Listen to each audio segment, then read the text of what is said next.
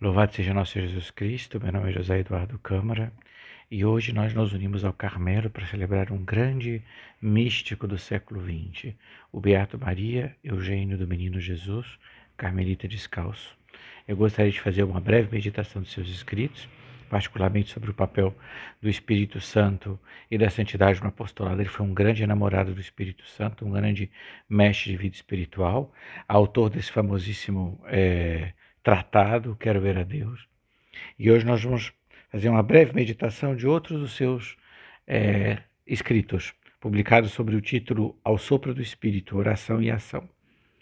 E é só uma passagem, mas eu acho muito interessante para nós podermos meditar, que fala, realmente todos os escritos dele mostram dois aspectos muito que sempre me chamaram a atenção. Primeiro, a maneira com que ele consegue sempre deixar claro como a vida espiritual, a vida mística, a união com Deus e a sua relação com o corpo místico de Cristo e com a Santa Igreja, né? Foi verdadeiramente um homem eclesial.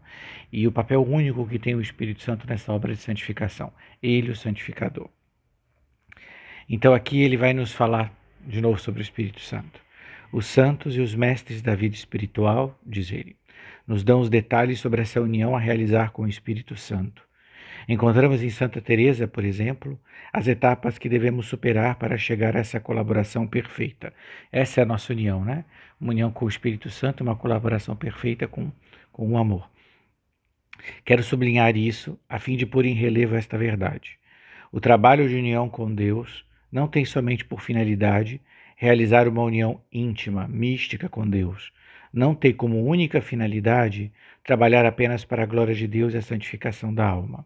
Essa união a Deus é necessária e talvez de maneira mais urgente para as tarefas exteriores que temos a cumprir, para o apostolado.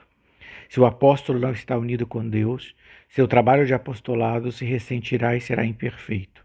Será feliz o apóstolo que não sucumbir diante da tarefa e por isso não perderá a graça que tinha ao empenhar-se nesse apostolado. Portanto, considerar a união com Deus como trabalho realizado unicamente para a glória de Deus, para o aperfeiçoamento da alma e, sobretudo, como se disse, para a procura das alegrias místicas egoístas, é desconhecer o valor da união com Deus. Significa, não é uma coisa, não é intimismo, porque é um pouco essa sempre a acusação que fala quando a gente coloca ênfase na vida exterior, né?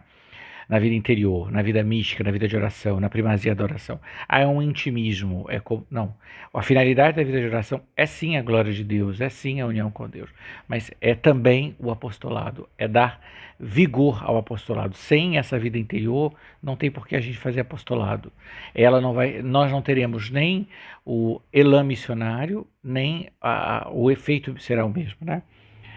Continua ele. A posse do Espírito Santo, a união com o Espírito Santo, é necessária a todos e, sobretudo, ao apóstolo. É justamente isso que faz a perfeição do apóstolo. Então, para ser perfeitos apóstolos, para ser verdadeiros missionários, é necessário viver esta união, a posse do Espírito Santo, a união com o Espírito Santo. Então, hoje, que ele nos dê essa graça, vamos pedir a ele essa graça de compreender a primazia do Espírito Santo na nossa vida espiritual. É o Espírito Santo que nos configura com Cristo, que nos cristifica. E assim nós cumpriremos plenamente a nossa vocação no coração da igreja. Seremos então, viveremos plenamente essa nossa vocação para a igreja. Seremos plenamente apóstolos, né? E assim também o nosso apostolado, a que todos nós fomos chamados pelo nosso batismo, terá realmente vigor. E eu gostaria de fazer uma outra observação sobre o tema do apostolado. No início do Quero Ver a Deus tem uma breve biografia do Beato Maria Eugênio. E uma das características dele, e talvez central na sua biografia, é que ele não só simplesmente foi um carmelita descalço, ele foi fundador do Instituto Nossa Senhora da Vida. Ele teve esse ideal, né, como diz aqui, de formar apóstolos contemplativos. E ele sempre entendeu que toda essa riqueza do Carmelo, espiritual, mística, era para ser divulgada, né?